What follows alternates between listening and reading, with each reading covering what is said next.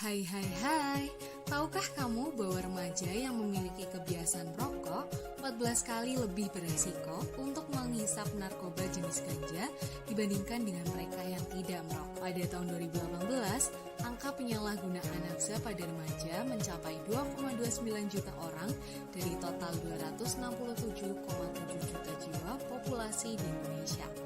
Fenomena mencemaskan ini menunjukkan mereka yang rawan penyalahgunaan nafsa justru berada pada rentang usia produktif, yaitu 15-35 tahun atau sering disebut dengan generasi milenial.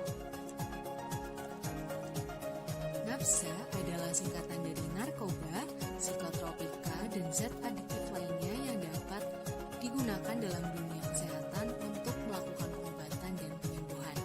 Namun, nafsa seringkali disalahgunakan oleh pihak yang tidak bertanggung jawab, yang digunakan bukan untuk tujuan pengobatan dengan jumlah yang berlebihan dan berlangsung cukup lama. Hal ini tentu menyebabkan gangguan kesehatan fisik, psikis, dan kehidupan sosial para pengguna nafsa. Latar belakang penggunaan nafsa pada remaja terjadi karena proses pencarian identitas diri dari transisi masa kanak-kanak ke masa dewasa. Karakter remaja yang cenderung tidak stabil justru dapat menjerumuskan ke arah penyalahgunaan nafsa.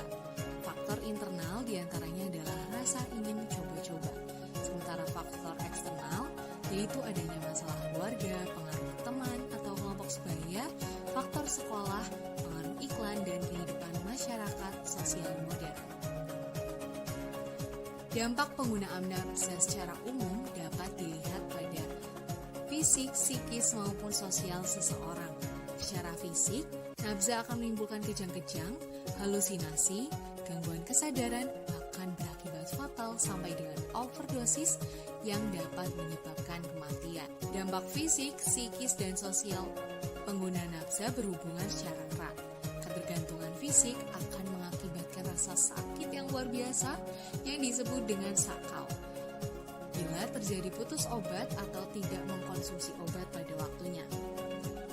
Kemudian dorongan psikologis berupa keinginan yang sangat kuat untuk terus mengkonsumsi nafsa akan berkaitan dengan gejala sosial, yaitu dorongan untuk membohongi orang tua, mencuri, menjadi pemarah, manipulatif, dan lain sebagainya.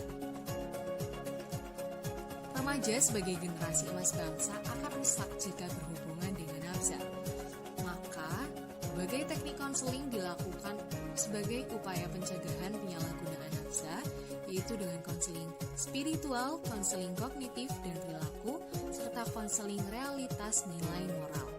Sedangkan, untuk penanganan secara terapeutik, penyalahgunaan nafsa dapat dilakukan melalui teknik perubahan perilaku atau behavior modification, pengendalian aspek psikologis dan emosi atau psychological and emotional, penanganan aspek intelektual dan spiritual, serta peningkatan keterampilan hidup dan vokasional atau survival and vocational. Nafsa juga bisa ditinjau dari aspek psikologi, sosial, dan spiritual. Pada aspek psikologi, seorang remaja harus dapat memilih kegiatan dan lingkungan yang positif, serta mencari jalan keluar yang bijak dalam menghadapi sebuah masalah.